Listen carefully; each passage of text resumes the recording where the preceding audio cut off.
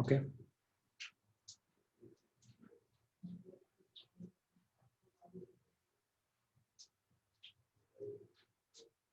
Is it audible?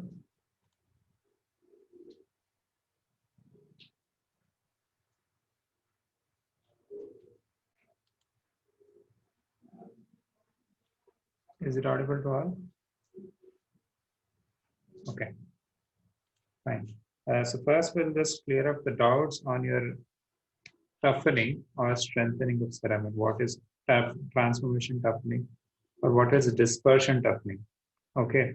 Now, what is happening in your zirconias is basically about the toughenings. Okay, maybe it a transformation toughening or a dispersion toughening.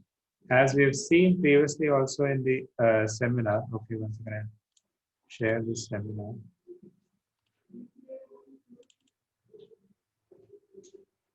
Okay.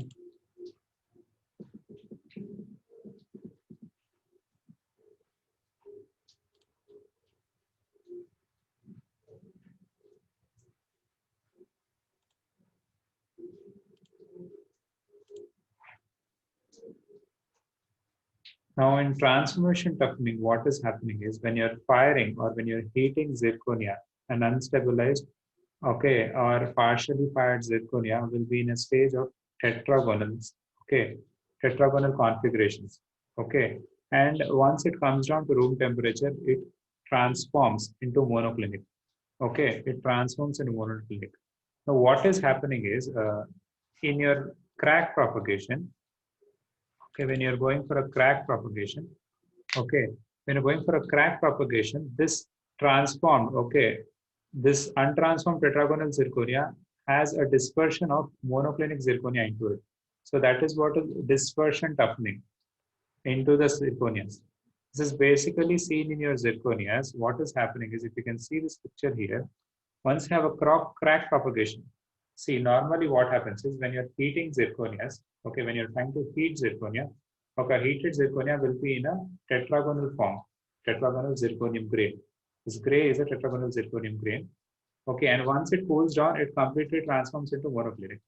But what is happening when you have a crack propagation, that is dispersion toughening happens. When you're having a crack propagation, okay, in your ceramics or in your zirconia, it forms a dispersion toughening. That dispersion toughening is into the tetragonal form. You're also incorporating monoclinic form of zirconia. So you're getting a dispersed strength. Okay, that is what is dispersion toughening. Transformation toughening is from one temperature to other, that is full transformation. Dispersion is into one, that is into tetragonal zirconia. You are also dispersing monoclinic zirconia by propagation of crack. Okay, so that is what is your crack propagation and transformation toughening. That is dispersion toughening and transformation toughening. I hope you have understood.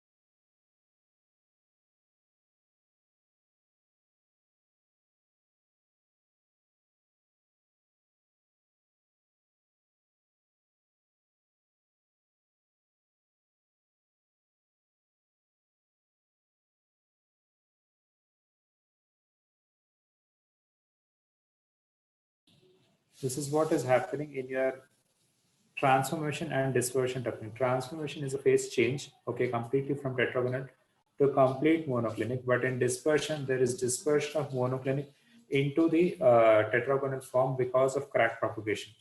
Okay, there is one more picture. Fine. So that is what is about your transformation toughening. Okay. So that is what is your transformation toughening and dispersion toughening. Yes, is it audible? Am I audible to everyone? No, there is power cut. Okay. Okay. So have you understood about transformation and dispersion toughening? That's my question. Okay. If you've not, just ping me up. If have you understood transformation toughening? See, what is transformation toughening? Okay. I'll repeat it again. Okay, I'll repeat it again.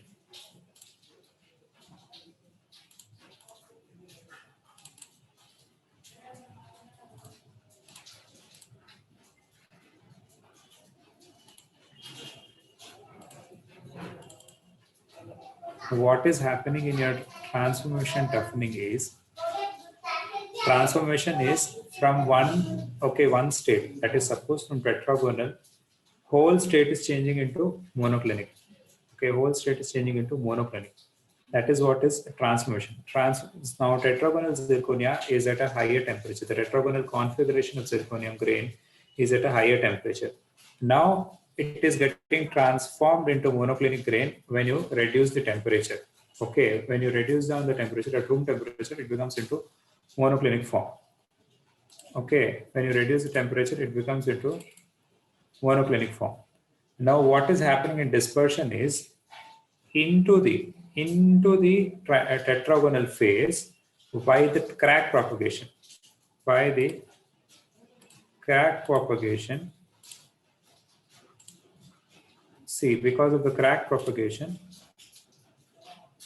when you have a crack propagation, this crack propagates, okay, and causes dispersion of monoclinic form. It doesn't convert whole of the tetragonal into monoclinic, but only converts a slight amount of tetragonal into monoclinic form.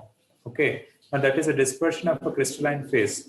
Okay, alumina is added in a particulate form. In aluminous porcelain, alumina is added in a particulate form. In dicor, mica crystals grow in situ when cast round is subjected to a heat treatment. In dicor, it is by heat treatment. Okay, so in zirconium, it is monoclinic form. Okay, which is dispersed into tetragonal form. That's how it is trying to confirm. That is what is giving you dispersion toughening. Transformation toughening is completely phase change, complete transformation, okay, from tetragonal to monoclinic.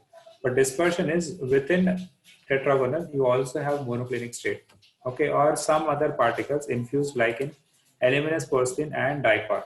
In dicor, you have mica crystals infused. Okay, that is what is your transformation toughening and dispersion toughening. Okay. Now I found one second. One better.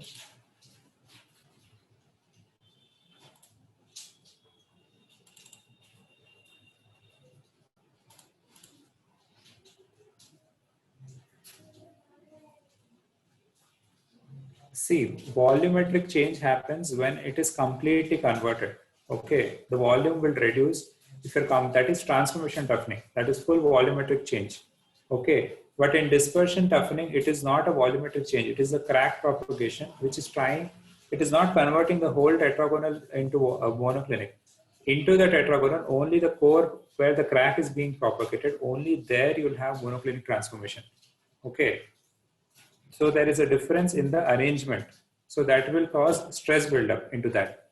Okay. So that is what is happening in dispersion. You're dispersing something into some medium. Okay. That is what is dispersion. Transformation is complete transformation. Just the meaning. Okay.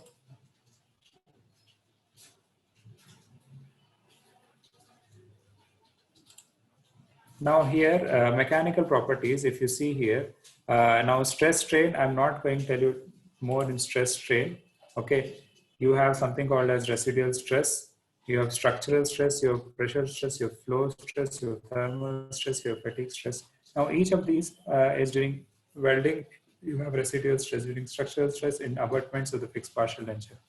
That is not important. We were trying to see, okay, what are different stresses and what is yield strength and all. We'll focus on that.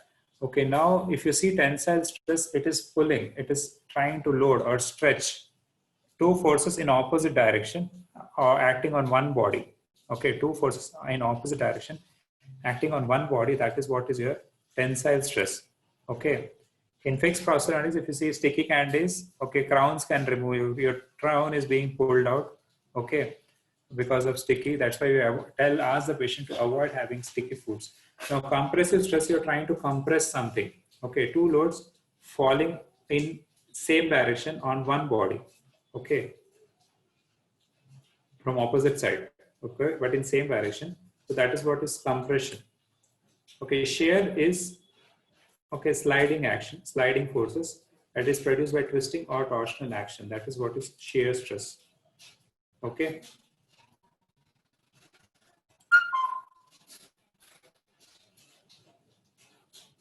Now we will flexural bending. No, we don't want flexural bending. I have to show you. Strain is okay. Yes. Now the stress strain curve, if you can see clearly here, I've shown you in that picture also. Now the stress strain curve, if you see, now PL, the yellow dot, if you see here, that is your proportional limit. Now YS is the yield strength and UTS is your ultimate tensile strength and E is your elastic modulus, which is here. This is what is your elastic modulus. Okay, this is what is your elastic modulus. Now we'll see in detail each of the definition such that remember this picture, keep remembering these graphs. That will make you understand the concept of your mechanical properties more simpler. Okay. Now your mechanical properties for on elastic deformation, you have Young's modulus for elasticity, dynamic Young modulus, shear modulus, flexibility, resilience, Poisson's ratio. We'll learn about each and everything in detail. Now Young's modulus, elastic modulus that describes it is Young's modulus is the relative stiffness. Okay, that is E here. Okay, E is Young's modulus. That is the relative stiffness of a material which is measured by the slope. This is the slope. If you can see, this is the slope of the elastic region of the stress strain graph. That is the slope of the elastic region of the stress strain graph. It is the stiffness of a material that is calculated as the ratio of the elastic stress to the elastic strain. Now this whole plot, something before the proportional limit is called as elastic strain. Okay, something before the proportion is the elastic limit. Beyond, if it goes, it is plastic limit or the plastic strain. Okay, if it goes beyond the proportional limit, okay, both stress and strain are not equal. Okay, they are not proportional enough. Stress is not proportional to strain beyond their proportional limit. Okay, before the proportional limit, the stress and strain are proportional. Okay, the stress and strain are proportional. Now, what is Young's modulus? It is saying is it is the stiffness of the material is that it's calculated as the ratio of stress by strain. That is elastic stress to elastic strain. That is, if a stiff material will have high modulus of elasticity, while a flexible material will have low modulus of elasticity. Okay, a stiff material will have more proportional limit. Okay, so higher the modulus of elasticity. Okay, and a flexible material will have lesser proportional limit, so less will be the modulus of elasticity. Okay, now this is what is your elastic modulus. Now steep line, see if you can see this steep line means higher modulus and more rigidity. And if it is this line is flat, okay, if this line is flat means lower modulus and less rigidity. Now what is happening here is this, if you see this diagram here, okay, when you're trying to burnish, okay, when you're trying to burnish the margins, see burnishing an open metal margin where a dental abrasive stone is rotated against the metal margin to close the marginal gap as of elastic and plastic strain. Okay, within the elastic limit, this burnishing of metal will again come back. Okay, it will again return back to its normal form when it is within elastic limit. But if it goes beyond the proportional limit, it will be adapted as in the first picture. Okay, it will get adapted. See, if you want deformation of some material, it has to go beyond the proportional limit. If something you're trying to manage below the proportional limit, okay, so it will come back to its original shape, whatever it is. Okay, it will come back to its original shape, whatever it can be. Now, if you talk about impression materials, how does elastic modulus affect this? Impression materials should have low modulus of elasticity. It means they should not be so rigid or stiff. Okay.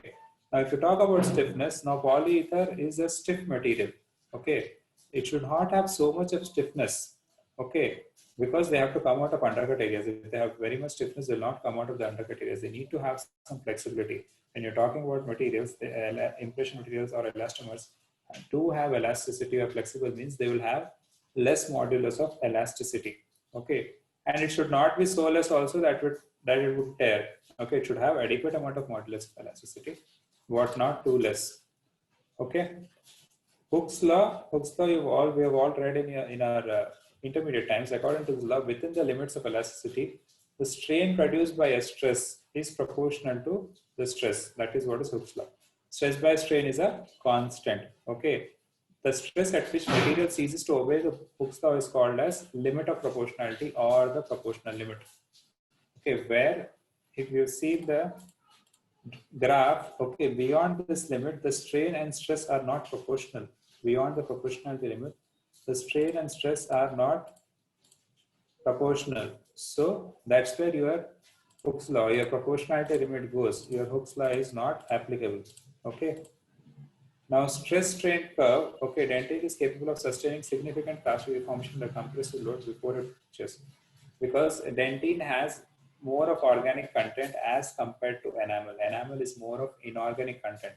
Okay. So that's why enamel is more stiffer and brittle than dentine. But dentine is more flexible and tougher because of its more organic content as compared to enamel. So that's why dentine has little more plastic deformation under compressive load, okay, before it fractures. Before it fractures means, if you see this graph, yield strength, beyond this or ultimate tensile strength, the material will fracture or rupture. Now we'll see the definitions. It's a clear definition if you can see. Poisson's region. Okay. Dynamic Young modulus is what? Elastic modulus can be measured by dynamic method as well as static method. Okay. So we can calculate during movement also how much is the Young's modulus. That is, dynamics means movement. Okay. Now flexibility is not required. Okay. Now resilience, when we're asking so much about resilience, now it is the amount of energy per unit volume that is sustained on loading and released upon unloading of test pistons. So in spring action, if you see, you try to press it, the spring will constantly absorb the load, okay, absorb the energy. You constantly absorb the energy, and once you just leave, the spring will again unload that energy, okay, that spring will release that energy, okay.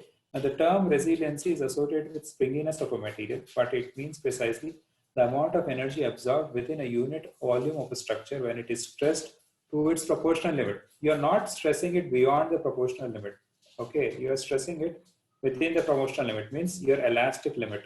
You are stressing it within its elastic limit, not beyond that, okay.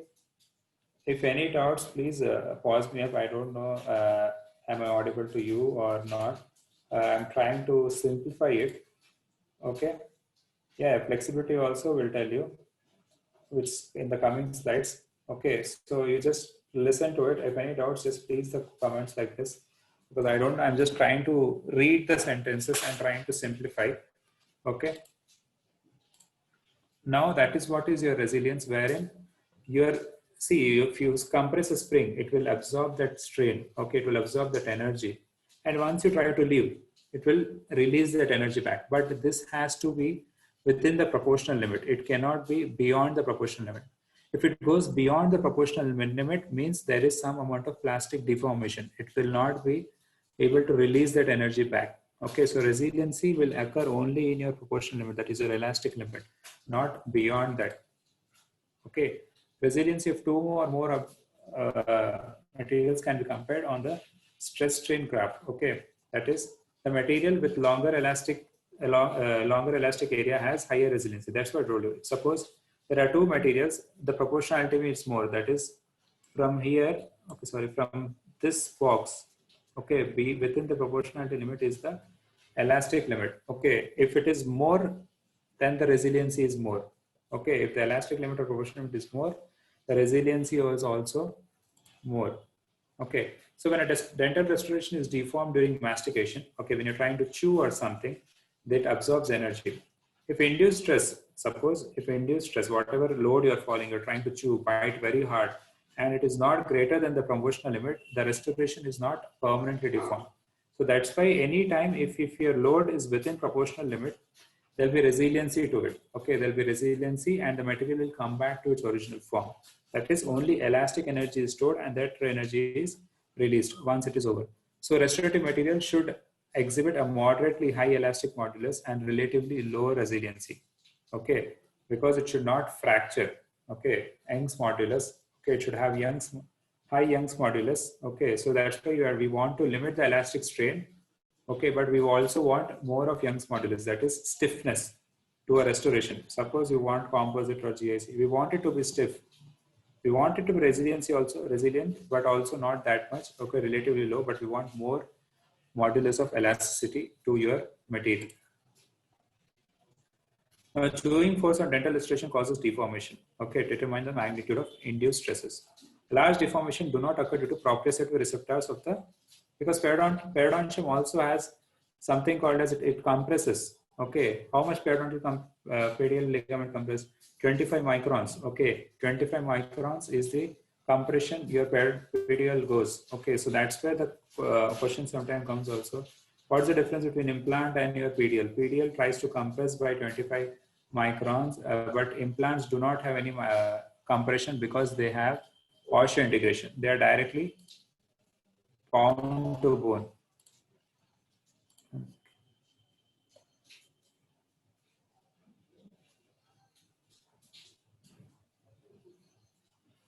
Do we have something specific for the area under plastic region? See, area under plastic region is beyond this. See, beyond the proportionality limit is the area under plastic strain. There is deformation. Beyond the proportionality limit, there is deformation. This all under area, this beyond the proportionality limit, this all falls under your plastic strain. Okay. Beyond the proportionality limit, this all falls under plastic strain. Okay.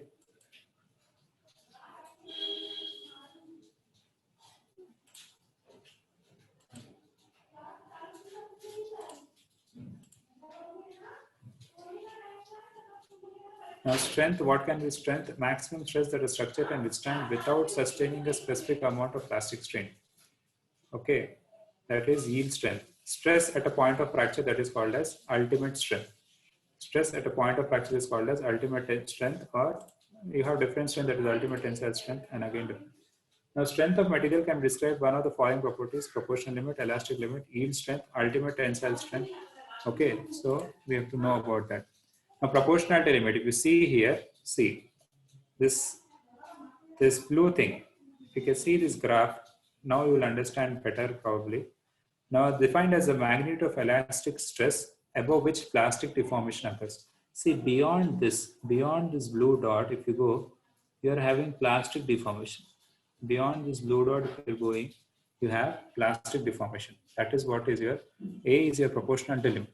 Within the proportionality limit, you have elastic deformation. Okay, but beyond that, there is plastic deformation. So as stress is increased, the strain is also increased. Initially 0 to A proportion shows that stress is linearly proportional to strain. But as strain is doubled, stress is also doubled. So this is what is your proportional limit. So both are proportional to each other. Both are proportional to each other. Okay. After the point A, stress is no longer linearly proportional to strain. Okay. After the point A, the stress is no longer proportional to the strain. Here, the value of stress at A is known as proportional limit. So it can also be defined as the highest stress at which stress strain curve is in a straight line. See, this is the maximum stress. This blue line is the maximum stress a material can withstand. Strain is less only still, but stress is the maximum for this material. Okay. Now beyond this, it is not linearly proportional. Beyond this, the strain is more and the stress is less. Beyond this, the strain is getting more, but the stress is not increasing. If you see this graph, the strain is more, but stress is not. So it is stress is linearly proportional to strain within this limit. Stress is linearly proportional to strain within this limit. Below the proportionality limit, there is no permanent deformation in a structure. That is, the object will return to its original dimension when the force is removed. Suppose you're trying to pull an elastic band, you try to pull, add to its proportional limit, and again leave, it will come back to the original form. But if you take beyond it, okay, there will be deformation. The material is inelastic in nature below the proportional limit. Okay, the region of the stress strain curve before the proportional limit is called as elastic region, and beyond this green region, if you can see, this is called as your plastic region. Okay. Now, when a material is likely to set have high value of proportional limit, it indicates the material is more likely to withstand applied stress without deformation. See, whenever your proportional limit is more, the material can withstand more loads. Okay. And whenever it has less, the material cannot withstand more load because your Young's modulus is also decreased. Okay, so material like cobalt chromium, which has a high proportional limit, is widely used in fabrication of connectors because they can withstand high stresses without permanent deformation. So if you can in your CPD also frameworks, or if you can take in your what do we say, connectors, other connectors also in your FPD, you use cobalt chromium alloys because they have more yield strength or your proportionality limit. Even if you're trying to load or chew more, it is not going to rupture or fracture because it has more proportionality limit. Okay, so that's what is for a material, for any material. Now, elastic limit is defined as a maximum stress that a material will withstand without permanent deformation. For linearly elastic limit, the proportional limit and elastic represents the same stress within the structure. Means proportional limit and elastic limit is almost the same. Okay, wherein if you're trying to pull the material, within elastic limit, it will try to come back to its original form without permanent deformation. Okay, for linearly elastic materials, both proportional limit and elastic limit are same. Means the stresses are same where you have both linearly elastic materials. Okay. Now, what is yield strength? It is defined as the strength at which the test specimen exhibits a specific amount of plastic strain. Okay. So if you can see the graph here, this is where is yield strength. Okay. So it exhibits a specific amount of plastic strain. Okay. There's a gradual increase with a slight difference in strain. So there is a specific amount of plastic strain. Okay. It is a property that represents a stress value at which small amount of plastic strain has occurred. Very slight change. Okay, if you can see the graph correctly, there's a small amount of strain. The stress strain are still going okay, but slightly flattening. Okay, slightly flattening. There is slight amount of deformation. Okay, that is what is your yield strength. It is a property often used to describe the stress at which the material begins to function in a plastic manner. Okay, it is a property often used to describe the stress at which the material begins to function in a plastic manner. So the amount of permanent strain is referred to as percent offset. Percent offset means if you take here, it is all going linearly. Okay, it is all going linearly. And there's a slight bend. Okay, there's a slight bend. Okay, that's the percent offset. From proportional limit to yield strength, whatever you see, the difference in the change in stress to strain proportionality proportion is called your offset, percent offset. Okay, so that percent offset we are getting. Okay, that is what is your yield strength. Now, value of either 0.1 or 0.2 of the plastic strain is often selected, and it's referred to as percent offset. Okay, the point at which the parallel line intersect the stress and strain curve is yield strength. The point at which the parallel line intersect. See, this is what is 0.2% offset. Here it is intersecting both stress and strain. Okay, so that is what here is intersecting, both stress and strain. Now, elastic limit, proportional limit, and yield strength are defined differently, but their values are fairly close to each other in many cases. Okay, probably here is the proportional limit, then here also is the elastic limit only, and here is the yield strength. They might be close to each other, but they are defined differently. Okay, because they are slightly different, not much. There is not much of a difference because yield strength is also strength with a very initial stage of plastic strain. Okay, there's minor plastic deformation. Okay, now these values are important in evaluation of dental materials because they represent stress at which permanent deformation begins. Because we don't want your teeth to deform over time. We want them to be in their position only. We don't want them to deform. If they deform, it will cause a problem. Okay. Now, in the process of shaping an orthodontic appliance or adjusting the clasp on a removable partial denture, it is necessary to apply a stress into the structure in excess of the yield if the material has to be permanently bent or shaped. See, you're trying to give a U bend or something to the wire. Okay, it means you have to go in excess of the yield strength of that material to give that bend to the orthodontic appliance for making any appliance to the wire. Now, what is your ultimate tensile strength? It is defined as the maximum stress that a material can withstand before failure in tension. Tensile, so tension. Ultimate compressive strength is in compression. Okay, so before failure in tension, suppose you're trying to apply some tensile load to a material. Okay, now ultimate tensile stress is you can apply that much of load, that much of tensile load, tensile stress, okay, before the material goes into failure. Okay, before the material fails in tension. Okay, if a material is deformed by stress at a point above proportional limit before fracture and upon removal of the applied force, the stress will reduce to zero, but a plastic deformation remains. Means if a material is being stressed above your proportionality limit before your fracture, that is before your ultimate tensile or compressive stress, upon removal the stress might go, the force will come down to zero, but there will be some deformation. Okay, there will be some deformation to your material. Suppose your elastic band also trying to pull before it ultimate tensile stress. Okay, before fracture. Okay, if you try to pull up till your ultimate tensile stress, it will try to deform. Even your elastics will deform over time. So that's how these objects perform. Okay, if you go beyond proportionality limit till the ultimate tensile strength, but just below that, it will try to deform. That is a plastic strain, because you have come into plastic strain. Now, cold working or strain working or work hardening. Okay, now cold working or cold working or annealing is what? Now, when metals are stretched beyond proportional limit, hardness and strength increases at the area of deformation, but their ductility decreases.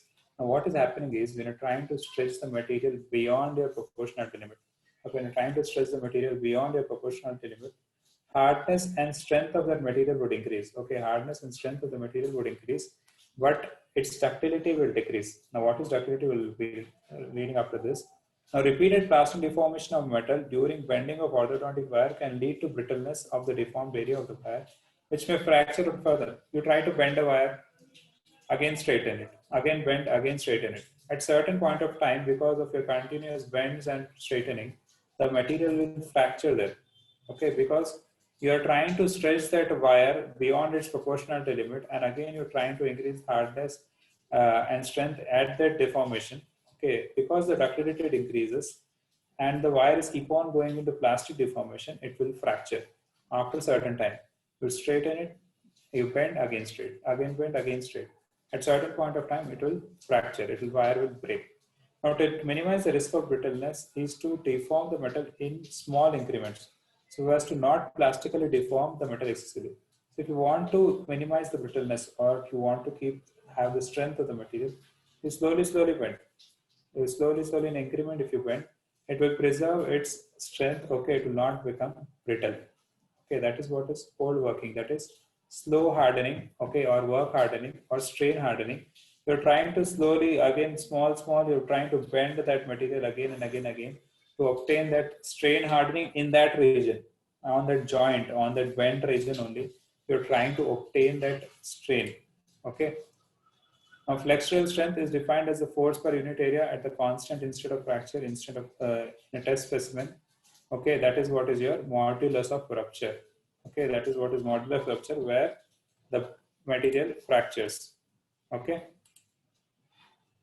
Now, most of the prosthesis and restoration fractures develop progressively over many years of cycles after initiation of crack from a critical flaw and subsequently by propagation of crack until a sudden and unexpected fracture. See, in this amalgam restoration, if you see, constantly amalgam has been there for many years, daily biting. At certain, this phenomenon is called as fatigue failure. At a certain point of time, these fatigues, the material obviously will fatigue. Daily, we are trying to hit you. What happens? You try to fatigue off. Okay, you're daily trying to hit something. You take a wood piece, you try to hit again and again daily at the same location. Okay, first day nothing will happen. Second day nothing will happen. Third day nothing will happen. But after a few days, yes, definitely it will fatigue off. There will be crack propagation within the material. Okay. Now this is what is the material, elastic modulus and tensile strength. You can, if you see alumina ceramic, it has the highest amount of elastic modulus. Okay, that is 350 to 418. Acrylics have the least. And tensile strength also, it is more for porcelain. Okay, and more for alumina ceramic also. And it is less for your acrylic.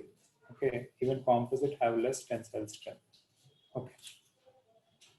Now toughness. What do you mean by toughness? If you see this graph here correctly, this whole thing is toughness. This whole thing is toughness. It is the ability of material to absorb elastic energy and deform plastically before fracturing. See, when will the fracture happen? When we are going beyond your ultimate tensile strength. That is by the definition we all know. When will that fracture happen? When we are going beyond its ultimate tensile strength of the material. So toughness is what? It is the ability of the material to absorb elastic energy and deform plastically before plastic. See, it will this region, it is elastic. Beyond proportionality limit is plastic. Till then, the material is not breaking. Rubber band also you try to stretch, may it deform plastically. But when it will break, if you're stretching it too much beyond its ultimate tensile strength, then only it will break. That is what is toughness of the material. That is the ability of the material to absorb elastic energy and deform plastically before fracturing.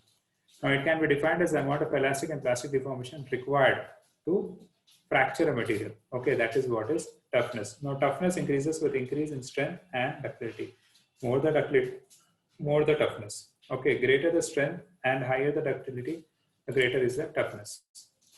Now, fracture toughness, it is a mechanical property that describes the resistance of brittle materials to propagation of flaws under applied stress. Now, fracture toughness, it is a mechanical property that describes the resistance of brittle materials to propagation of flaws under an applied stress.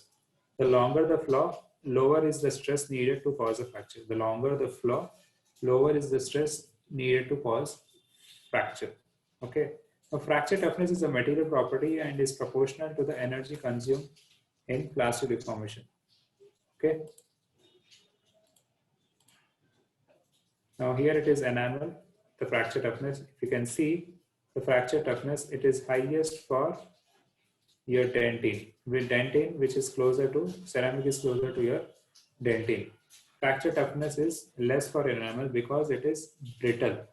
Because enamel is brittle. Porcelain is also brittle. If you can see, enamel and porcelain have nearby. Okay, all porcelains are ceramics. Okay, but all ceramics are not porcelains. Now, brittleness. What do you mean by brittleness? It is the relative inability of material to sustain plastic deformation before fracture of a material occurs. Means it will not, beyond proportionality limit only, the material might fracture. Example, amalgam, ceramics, composites are brittle at oral temperatures. They sustain no or little plastic strain before they fracture. They don't have more of a plastic deformation area. Okay, they don't have more of a plastic deformation area. They fracture. Okay, that's what is enamel also. It is a brittle material. That is, see, that is a brittle material fractures at or near its proportional limit. Okay, it is not having much of a plastic deformation. It cannot sustain plastic deformation. Cannot bend also. You try to bend your enamel, no, it doesn't bend. It will fracture. It is brittle. Okay. You try to bend your amalgam, no, it will fracture. You try to bend your ceramics, no, it is not possible. Composites also very slightly. Okay, because once hardened, they cannot be bent.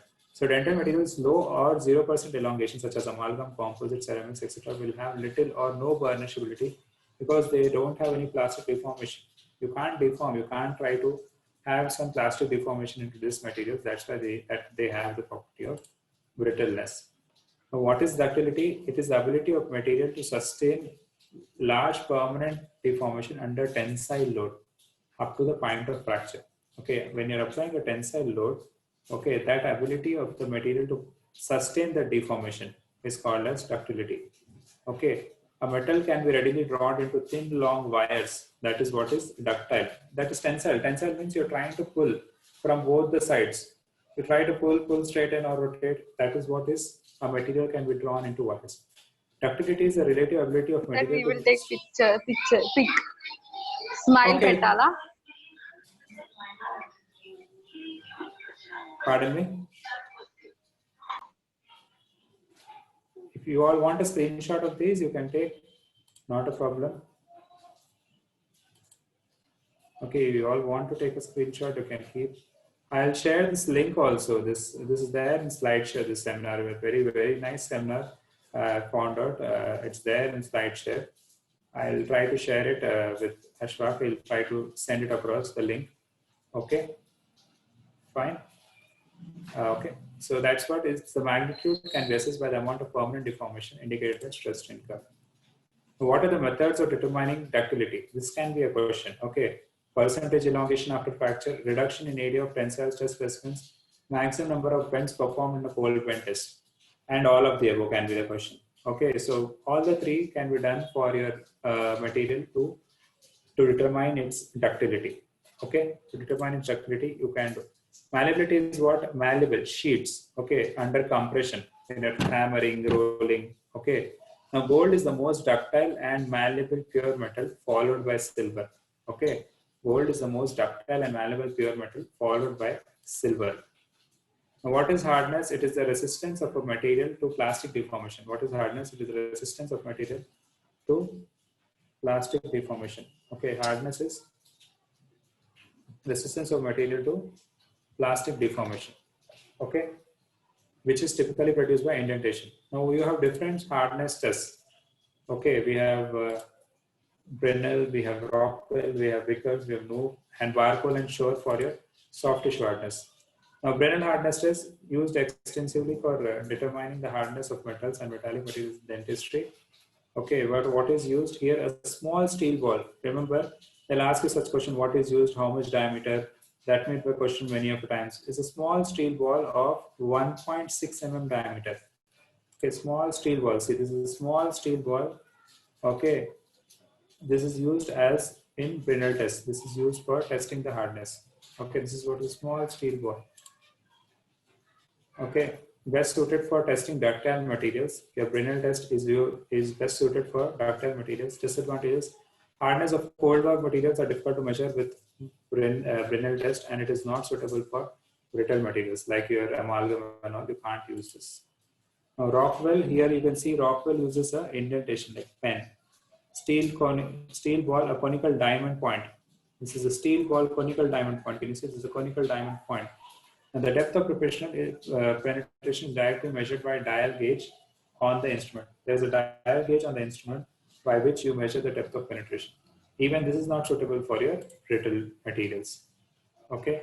Now, Rockwell hardness number, direct reading of the depth of penetration, and you have rapid testing time. Okay, can you see this picture here? This is what is the steel ball, conical ball. This is what you are measuring the depth here. Now, Vickers hardness number, okay, Vickers hardness, it is a square-based pyramidal indentation. Can you see it's a square? At the center, it's like a pyramid. Okay, it's a square-based.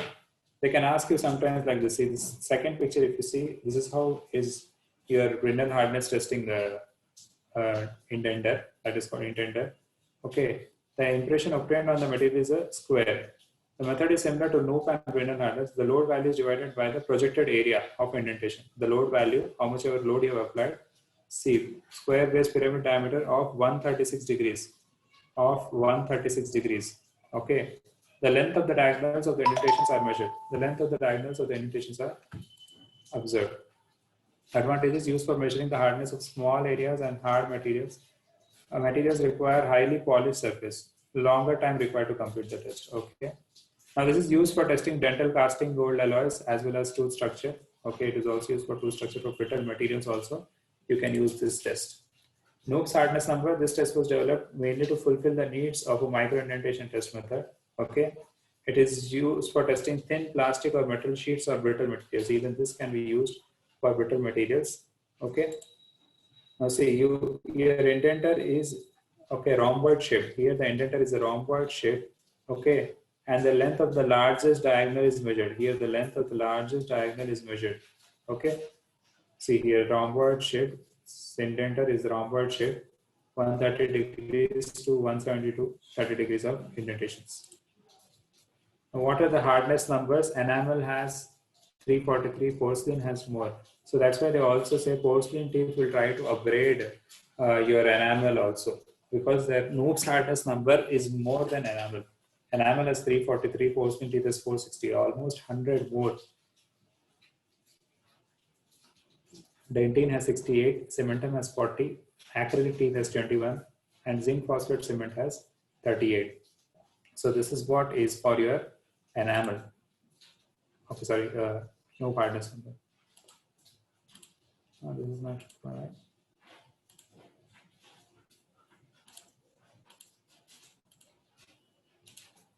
Okay. Now we'll share, new share. Now, what are your different alloys which can be used? Okay, there are different alloys also which are used in your crossbar. Okay.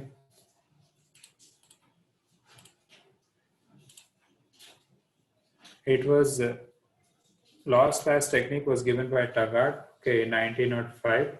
Okay, lost wax technique, who gave it? That will also be asked sometimes. Okay. Now, dental materials group was, this is one classification of type 1, type 2, type 3, type 4, where type 1 is soft, type 2 is medium, type 3 is hard, type 4 extra hard. Depending on the Vickers hardness number, the alloys were classified into 4 categories. Okay. Then we have different classifications coming out. Okay. Wait.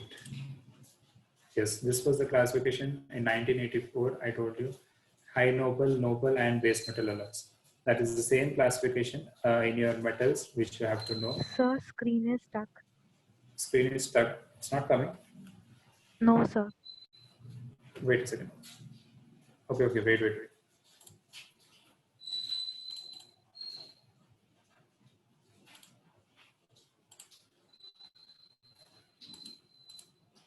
Okay, now it is okay. Yes, sir. Yeah. Now the alloys again here you have this classification which we have discussed in morning, that is high noble, noble, and base metal alloys. Okay. Now classification of gold alloys, I told you there are 4 depending on the yield strength. Okay. Low strength, that is for casting subjected to very light stress. Example, inlays. Your type 1 is used for your inlays, where if they ask you a question where type 1 is used in your inlays. They have yield strength of 80 megapascals and percentage elongation is more, that is 18%. Now type 2 is for medium strength, that is casting subjected to moderate stress, example inlays, onlays, or maybe full crowns also. Okay, that is yield strength is 180 and elongation is 10. Now type 3 is for inlays, copings, pontics, crowns. Because now I told you, as we have more yield strength, so means we also have more amount of Young's modulus. Okay, once we have more Young's modulus also, our connectors will not fracture. Okay, we don't want our connectors to fracture. That's why in type 3 is used for high strength. Okay, type 3 is used for your high strength castings. Okay. Now your type 4, that is extra high strength for casting subjected to very high stress. Your minimum yield strength is 360 megapascals and minimum elongation is 3%. Noble metals, platinum, palladium, rhodium, iridium, ruthenium, osmium. Gold, silver, noble metals are traditionally used for inlays. Gold and silver are also your noble metals. Okay. Now then you have predominantly base metal. You have 75% of base metals and less than 25% weight of your noble metals. Now you have another classification also where you have binary alloy, ternary alloy, quaternary alloy. Okay. Now alloy based on composition behavior, you have base metal alloys, noble metal alloys. Okay. Based on manufacturing, you have wrought alloys and cast metal alloys, and on the basis of miscibility of the atoms in the solid state. This is not okay. Solid solution, when the metals exhibit complete solubility in solid state. Eutectic alloys, when the metals exhibit complete liquid solubility and limited solid solubility. Now, what are eutectic alloys? Are the metals which exhibit complete liquid solubility but a limited solid solubility in a solid solution, that is in a metal. Solid solutions is a metal only. Now, dental casting alloys are also classified according to function, application, and area specification. Now, according to function, type 1 is soft, used for small inlays, class 3, class 5 cavities, easily burnishable, highly malleable and ductile. That is your noble alloys, high noble alloys. Type 2, medium, indicated for restoration, inlays subjected to moderate stress like full crowns, abutments, pontics. Malleability and ductility, but to a lesser degree than type 1. Type 1 are more ductile and malleable because his amalgam is a eutectic alloy. Because it is mixed, okay, in silver, in mercury. The silver gets mixed in mercury. Okay. Now in type 2, it is less malleable and ductile than type 1 because type 1 is adapted in cavities. Okay, it has to be highly malleable and ductile. That's why it is for gold, which are using. Type 3 hard type, type 3 extra hard type. It is less malleable and ductile. These are mostly base metal alloys, type 4 and type 3, because they don't have that amount of ductility and malleability because the content of noble alloys is very less. Okay, now according to the application, crown and bridge, you can use noble metal alloys, that is like type 3 and type 4 gold alloys. You can use non-gold base, that is silver palladium alloys. You can use obviously your base metal alloys. Now based on metal ceramic alloys, you have high noble alloys, you have noble alloys for porcelain bonding. These things you have to just read through it. I'll send across this PPT also. There are binary alloys, ternary alloys, or quaternary alloys. Depending on that, you have gold, platinum alloys. Mostly you have ternary tertiary alloys, that is gold, platinum alloys, gold, platinum, silver alloys, gold, palladium, copper alloys, palladium, gallium, silver alloys. You have binary, or when you're talking of, when we are saying binary or tertiary or quaternary alloys, means they have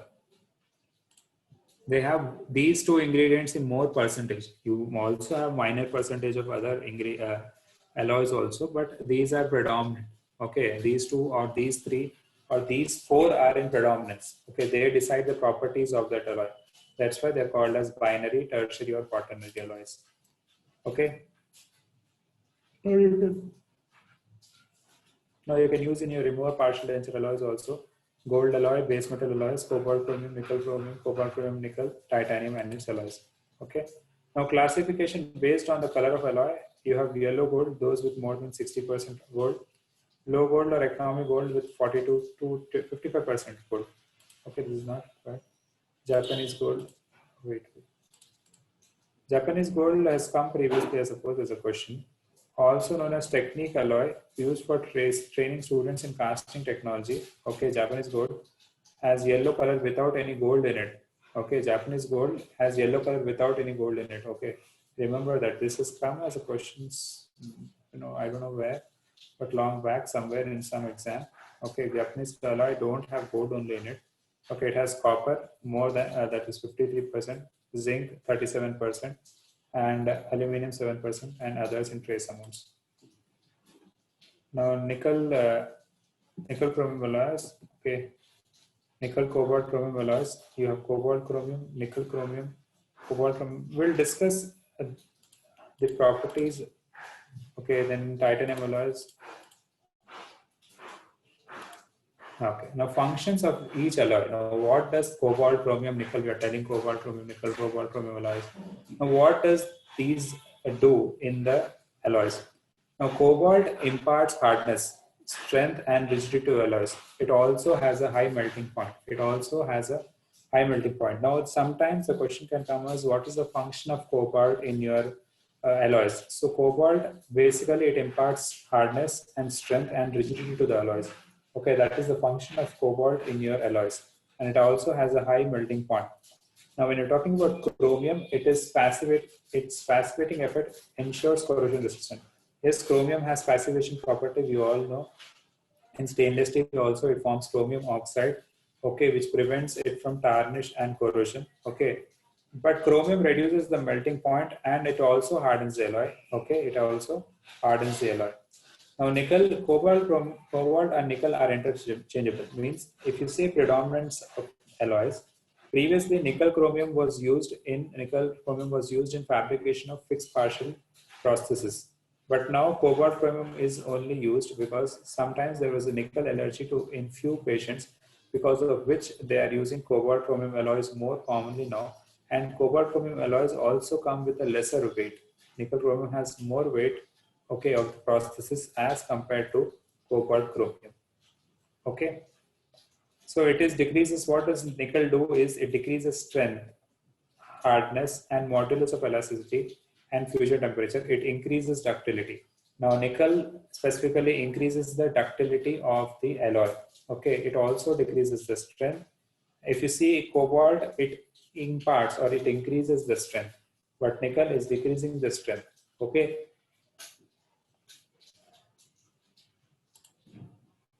Molybdenum and tungsten, these are effective hardeners. It reduces ductility to a lesser extent than tungsten and refines the grain structure. Now, molybdenum and tungsten, these are effective hardeners.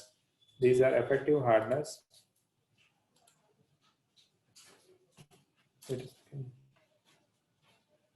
Okay, fusion temperature one. Okay, fusion temperature, just impression materials between I'll tell you what is fusion temperature and glass transition temperature.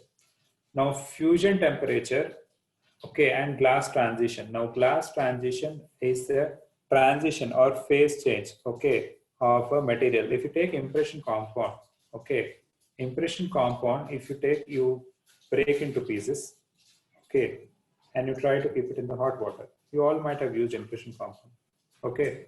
Now, fusion temperature for impression compound is 43 degrees Celsius. Okay, 43 degrees Celsius is the fusion temperature for your impression compound.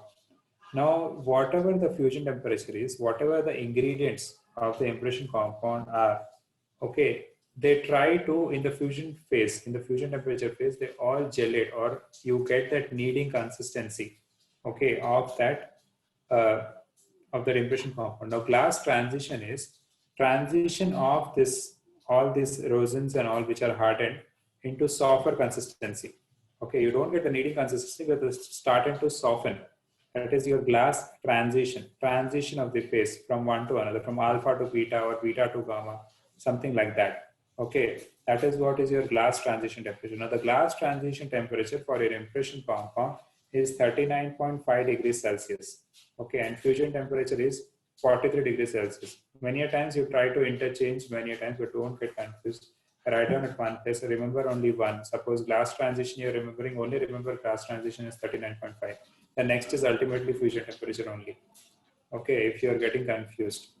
If not, okay, remember both. Glass transition temperature is 39.5 degrees Celsius. Fusion temperature is 43 degrees Celsius.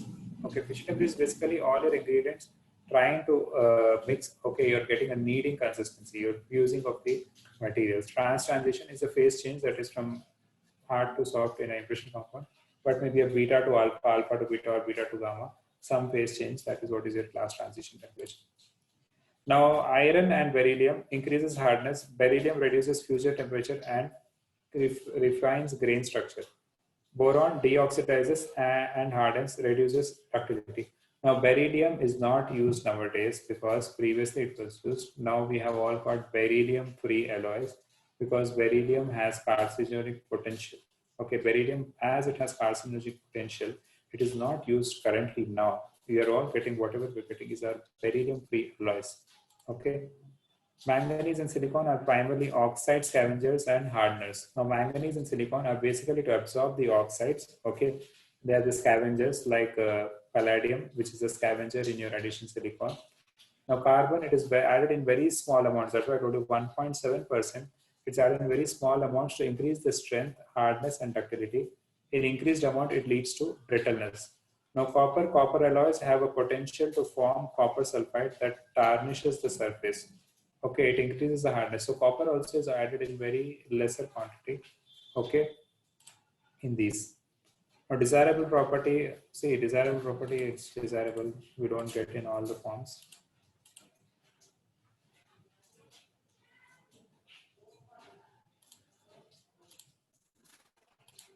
Wait a second.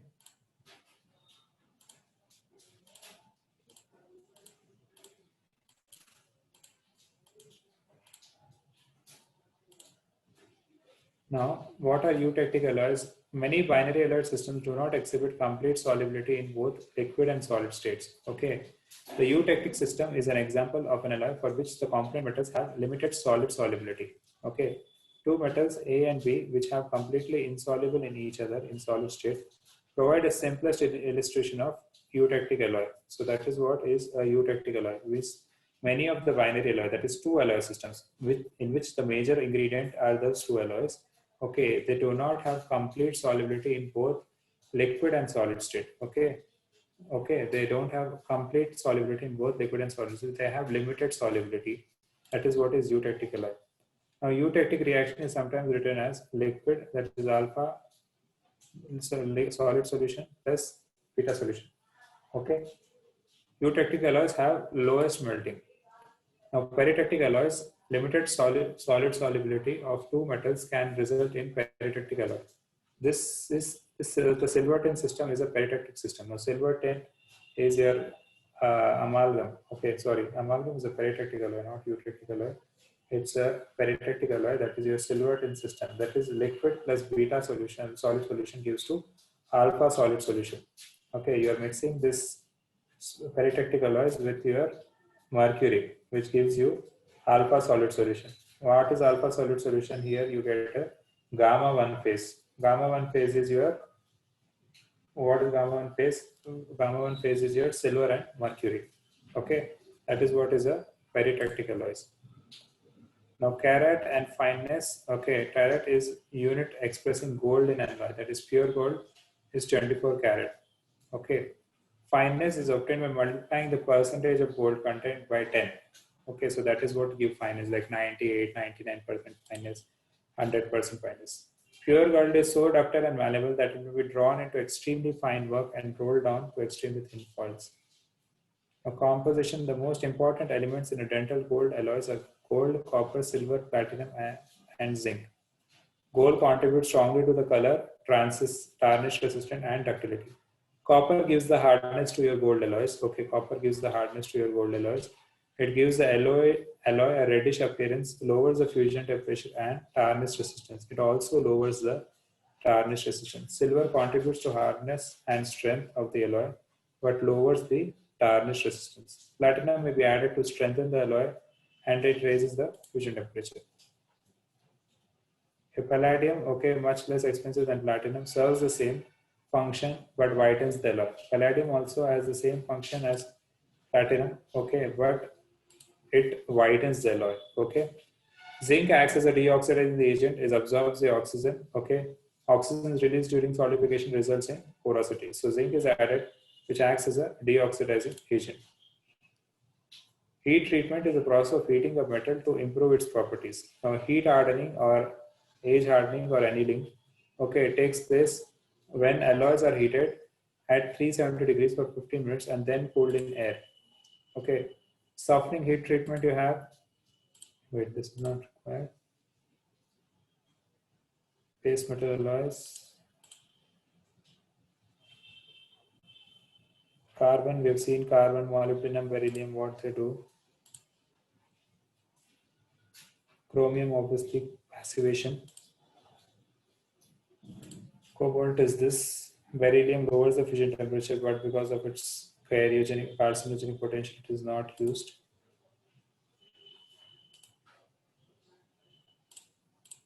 Okay. This all you have to just read. There is nothing much to it. Gold, platinum alloys, palladium, silver alloys, palladium, copper, gallium alloys.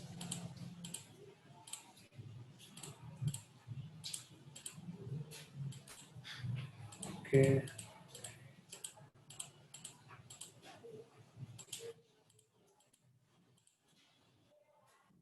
Titanium, its biocompatibility is excellent and non-toxic. Okay. Lightweight in density, it is only 4.5 gram per centimeter cube. It has a high melting point. Remember that. It has a high melting point of 1668 degrees Celsius. It has good corrosion resistance and low coefficient of thermal expansion. Dental uses to make orthodontic wires and other appliances as an implant for single tooth or a partial or complete denture. To make a crown and bridge made possible by improved casting method by special furnace. Okay. Medical uses we don't require. Yes, titanium has been used in implants, we all know. Commercially pure titanium. Commercially pure titanium available in 4 grades, okay, which vary according to the oxygen and iron content. Okay, they vary according to the oxygen and iron content. Now, at room temperature, commercially pure titanium has a hexagonal cubic crystal lattice, which is denoted as the alpha phase. Okay, at 883 degrees, a body-centered cubic phase is obtained. Now, this deep they will not ask you.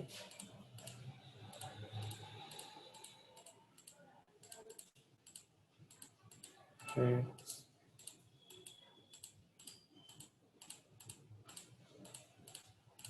This literature not required for you. Okay.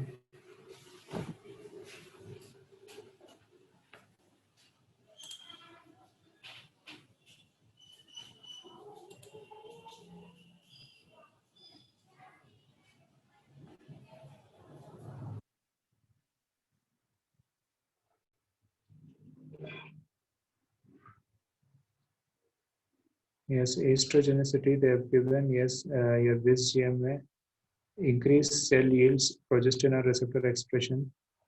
Okay, this was seen with the use of estrogenicity. Estrogenicity was due to bisphenol A and bisphenol A dimethylate. Mono is found in the base pair of dental sedent and identified by mass spectrometry. Same thing which I showed you, estrogenicity is there with this, and dew point.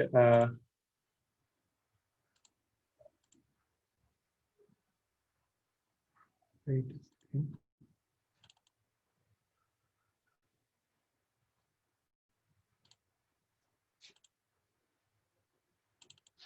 Dew point have not found anything on the dew point.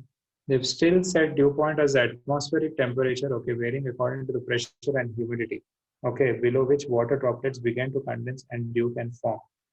Okay, now atmosphere now today, as we have rainy season or it's raining, it depends on the temperature what we have in our surroundings.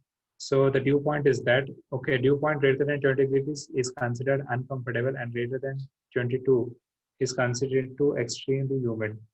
I know I'm not finding from which textbook they've taken this or not. I've searched Phillips also, haven't found it.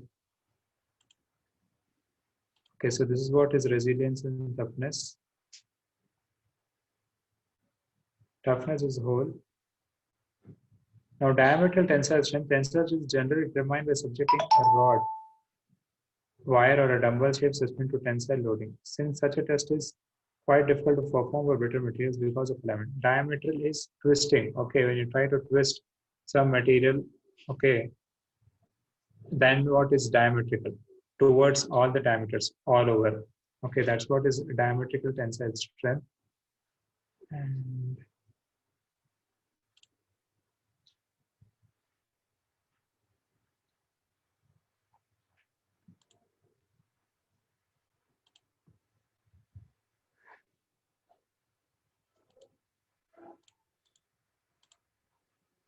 wait a second.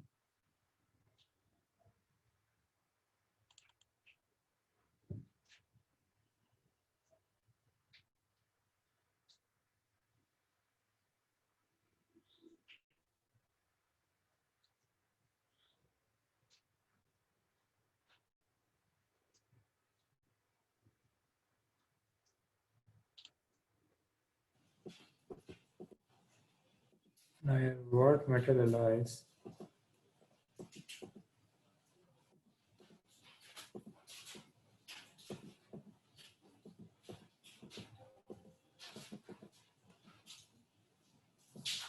Yes. Now, in annealing or heat treatment of cold work metal, okay, the extensive mechanical deformation, that is considerable stress or strain energy to be stored in the metal. Okay, this is eliminated by the process of annealing. Now, annealing has three stages, that is recovery, recrystallization, and grain growth. Okay, now this is the time of annealing. Now, this is a cold worked metal. Slide is stuck. Slide is it getting shared?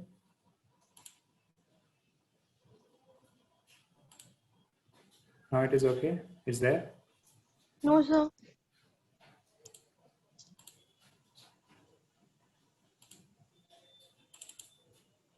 Now? Yes, sir. Okay. Now you're cold working. Okay, annealing is, okay, if you see, if you're trying to anneal or bend or hammering of a material, basically, try to hammer a material, there is recovery. From cold work, there's recovery. There is again recrystallization and grain growth. So what is happening is, wait. Now, analyzing a relative process, the higher the melting range of the alloy, the higher the temperature needed for annealing. Okay, a rule of thumb is to use a temperature approximately half the necessary to melt the alloy on absolute temperature scale. Okay, now annealing of a cold work metal should be carried out only to the recovery stage, where the internal stresses are reduced. What happens is the internal stresses also, if you see, they are also present in your waxes. Okay, what happens when you have internal stresses? There comes a deformation if you keep it unstored in a correct place, that material. Now waxes also, if you do a wax pattern, okay, they say it, you have to store it in a humid environment or in chilled water, such that you don't want to lose the internal stresses. You don't want to lose the internal stresses which are present in the material. If the internal stresses are lost, the material tries to deform. Okay, the material tries to deform. Once the material deforms, it will not adapt onto the tool. It will not adapt onto the tool. So annealing of cold work metal should be carried out only to the recovery stage where the internal stresses are relieved. Okay, where the internal stresses are relieved.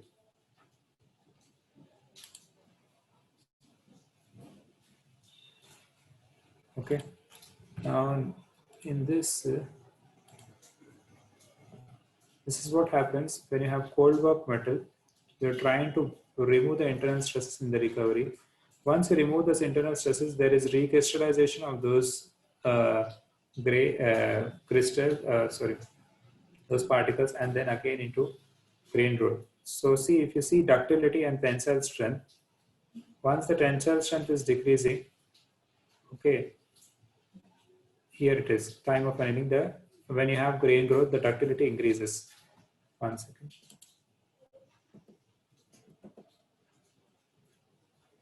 Straight hardening refers to permanent deformation of a metal or alloy at room temperature or elevated temperatures below the recrystallization temperature. Okay, below the recrystallization temperature, okay, that is what is your strain hardening. When a metal or alloy is cold work, there is generation of dislocation which impede the movement of individual dislocations, which is required for deformation. Wait.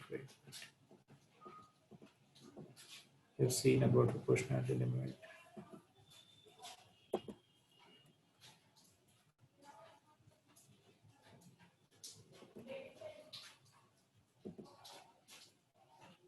Okay, range or spring back motion, if you take, range can be defined as distance that the wire will bend easily.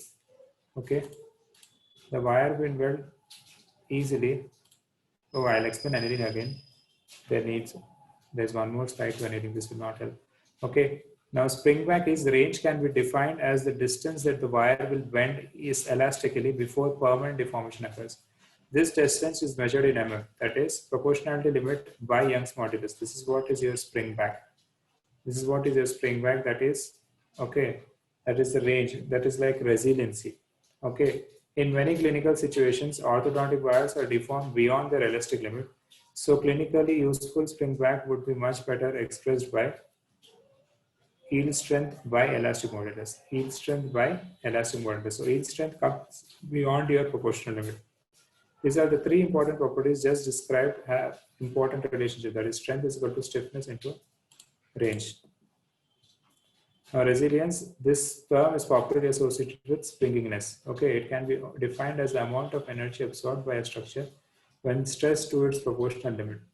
It is the area under the stress strain curve up to the proportional limit. It is the area under the stress strain curve.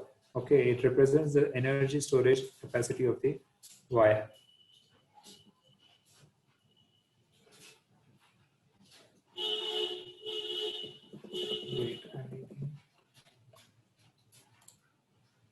Wait.